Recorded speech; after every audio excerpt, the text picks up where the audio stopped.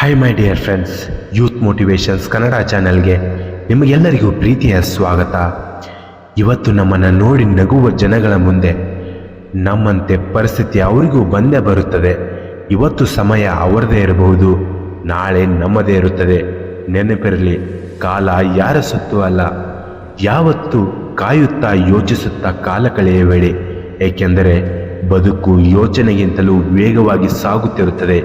ಯಾರನ್ನು ಅತಿಯಾಗಿ ಹಚ್ಚಿಕೊಳ್ಳಬೇಡ my dear friends. ಅತಿಯಾದರೆ ಅಮೃತವು ವಿಷವಾಗುತ್ತದೆ. ಹಾಗೆ ಅತಿಯಾದ ನಂಬಿಕೆ ನಿಮ್ಮನ್ನು ಬ್ಲಾಕ್ ಲಿಸ್ಟ್ನಲ್ಲಿ ಸೇರಿಸುತ್ತದೆ. ಇಲ್ಲಿ ನೀನು ಕಷ್ಟಪಟ್ಟರೆ ನೀನು ಕಷ್ಟಪಡು, ದುಡಿದರೆ ಫಲ ನಿನಗೆ ಸಿಗುತ್ತದೆ.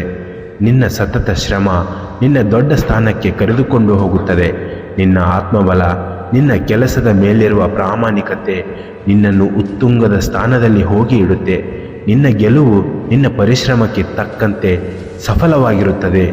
ಆ ನಿನ್ನ ಗೆಲುವು ಬೇರೆಯವರಿಗೆ ಅರ್ಪಣೆ ಮಾಡುವ ಅವಶ್ಯಕತೆ ಇರುವುದಿಲ್ಲ. ನಿನ್ನ ಗೆಲುವನ್ನು ಕಸಿದುಕೊಳ್ಳುವ ಹಕ್ಕು ಯಾರಿಗೂ ಇರುವುದಿಲ್ಲ.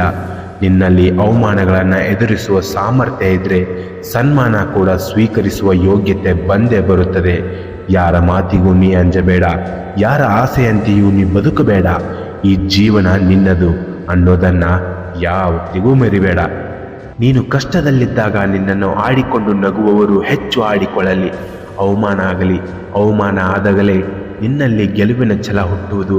ನಿನ್ನ ಗೆಲುವನ್ನು ಯಾರ ಕಡೆಯಿಂದಲೂ ತಡೆಯಲು ಆಗುವುದಿಲ್ಲ. ಮುಂದೆ ಸಾಗ್ತಾ ಇರು, ಕಷ್ಟ ಪಡ್ತಾ ಇರು. ತಾಳ್ಮೆ ಕೆಲವೊಮ್ಮೆ ಸಿಹಿ ಅನಿಸಬಹುದು ಅಥವಾ ಕೈ ಅನಿಸಬಹುದು, ಆದರೆ ಅದರ ಫಲ ಯಾವತ್ತೂ ಸಿಹಿಯಾಗಿರುತ್ತದೆ. ನಿನ್ನ ಗೆಲುವಿಗೆ ನೀನೇ ಹಕ್ಕುದಾರ ಹೊರತು ಬೇರೆಯವರು ನಿನ್ನನ್ನು ನೋಡಿ ನಗುವವರಲ್ಲ. ನಿನ್ನ ಕೆಲಸವನ್ನು ನೀನು ಪ್ರಾಮಾಣಿಕವಾಗಿ ಮಾಡ್ತಾನೆ ಹೋಗು. ಪರಿಶ್ರಮ ನಿನ್ನದಾಗಲಿ, ಫಲ ದೇವರ ಹತ್ತಿರ ಬಿಡು. ಈ ಕ್ಷಣ ನಿನ್ನದು. ಈ ಕ್ಷಣವನ್ನು ನೀನು ಆನಂದವಾಗಿ ಅನುಭವಿಸಬೇಕು ಹೊರತು ದುಃಖದಿಂದಲ್ಲ. ಫಲಾಪೇಕ್ಷೆ ಇಲ್ಲದೆ ಸಂತೋಷದಿಂದ ಪ್ರಾಮಾಣಿಕತೆಯಿಂದ ನೀನು ಕೆಲಸ ಮಾಡಿದರೆ ಫಲ ನಿನಗಲ್ಲದೆ ಬೇರೆ ಯಾರಿಗೂ ಸಿಗುವುದಿಲ್ಲ. ಘನತೆ ಮಾತನಾಡುವುದಿಲ್ಲ, ಆದರೆ ಬೆಳಕು ಅದರ ಪರಿಚಯ ನೀಡುತ್ತೆ. ಅದೇ ರೀತಿ ನಿನ್ನ ಒಳ್ಳೆತನ ಯಾರ ಮುಂದೆಯೂ ತೋರ್ಪಡಿಸಬೇಡ. ನಿನ್ನ ಒಳ್ಳೆತನವೇ ಇಂದಲ್ಲ ನಾಳೆ ಸದ್ದು ಮಾಡೇ ಮಾಡುತ್ತದೆ.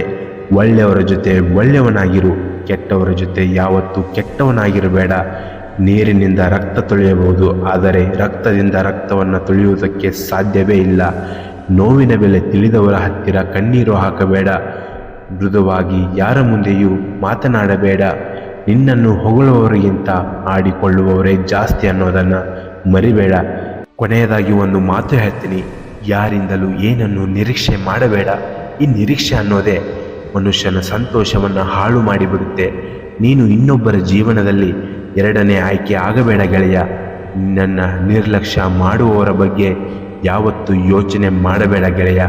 ಇನ್ನಷ್ಟು ಹೆಚ್ಚಿನ ಮೋಟಿವೇಶ್ನಲ್ ವಿಡಿಯೋಗಳಿಗಾಗಿ ನಮ್ಮ ಚಾನೆಲ್ನ ಸಬ್ಸ್ಕ್ರೈಬ್ ಮಾಡಿ. ಧನ್ಯವಾದಗಳು.